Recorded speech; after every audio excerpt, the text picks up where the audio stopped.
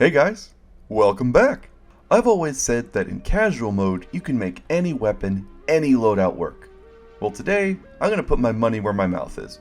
What I'm about to do is genuinely stupid, but alas, here I am. I want to find a use for the Pomson. This laser rifle has been the butt of TF2 jokes for years. It's hard to use, not as effective as its other primaries, and the utility it provides is interesting on paper but fails to make itself feel necessary in practice. I love an underdog story, and so I'm driven especially hard to try and find a use for these underused weapons. And you know what?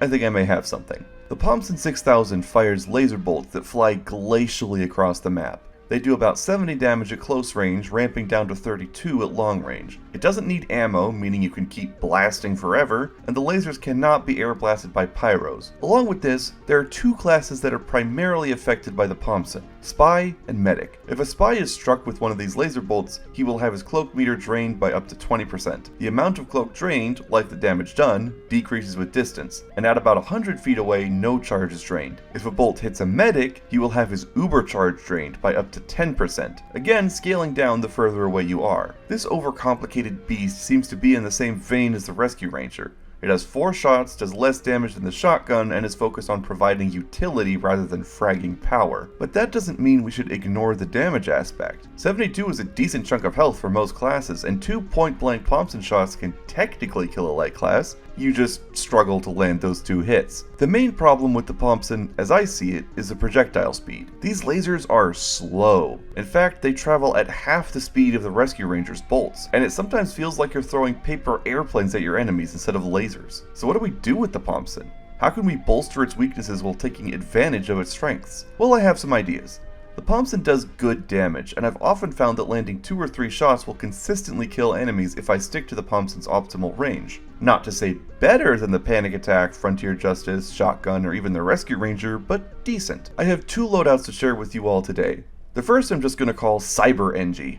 Equip the Gunslinger and Pistol with the Pomson as your primary, and just go to town. If you practice enough with the laser, you'll start putting out fairly consistent mid-range damage with the pistol as an easy finisher and mini-sentries guarding your immediate surroundings. This is best done either with your team or in a flank. Your damage is slow and single-target focused, so you can't rush into a choke point like with the Widowmaker. Hang back, spam lasers down the choke, or skulk around in back alleys scrapping with anyone who finds you. If you happen to see a medic or a spy within reach, feel free to send some lasers their way, but don't tunnel vision them. Just because you can drain cloak and uber doesn't always mean you should. But that being said, it can sometimes be worth it to throw your life away just to blast the medic 2 or 3 times with the Pomson, especially if he has a charge ready.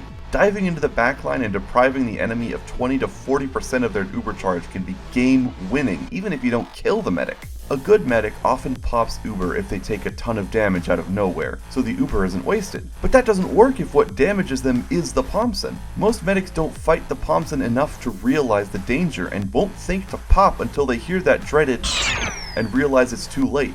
Cyberpunk doesn't necessarily get tons and tons of kills, but playing the subclass well influences the battle in your team's favor. Applying pressure damage to distant targets from behind your team, keeping their back safe with the mini-sentry, and occasionally using your extra hit points to run in and vaporize the enemy uber right before it's popped can be exhilarating if you don't mind getting more assists than kills. I will temper the fun by saying that if your team isn't competent, which is a distinct possibility in casual mode, Cyberpunk seems a lot less effective. It's not a fragging subclass, more of a disruptor or saboteur, able to slow pushes and provide support from in the midst of his team. I'll honestly be breaking out this subclass from time to time, whenever I trust my team, that is. The second loadout using the Pomson is much less team-oriented, and in fact is one that perfectly suits a common situation. These gosh darn spies won't leave me the heck alone! If you are sick to death of hearing and then I suggest you equip the Spy Hunter. This loadout consists of the Southern Hospitality, the Short Circuit, and the Pomson. Each and every item was picked for its proficiency in tracking, trapping, and mutilating the invisible Frenchman. The Short Circuit and Southern Hospitality are great for revealing cloaked spies, and once you know where they are, you can continuously harass them with laser blasts, energy balls, and wrench smacks until they leave or die.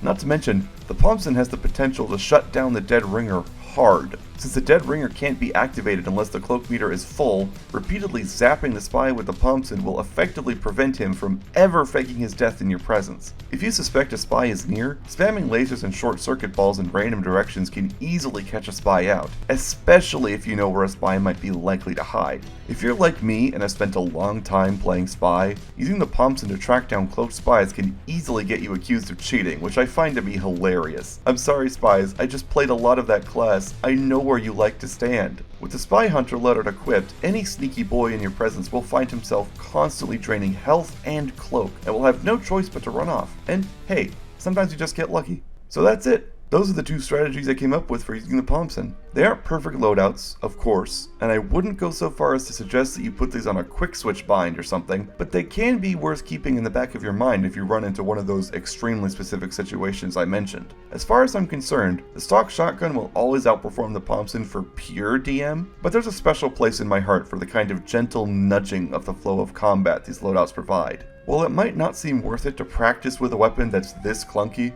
when it works, it's a rush. Thanks for watching. Like, subscribe, and get out. Video's over.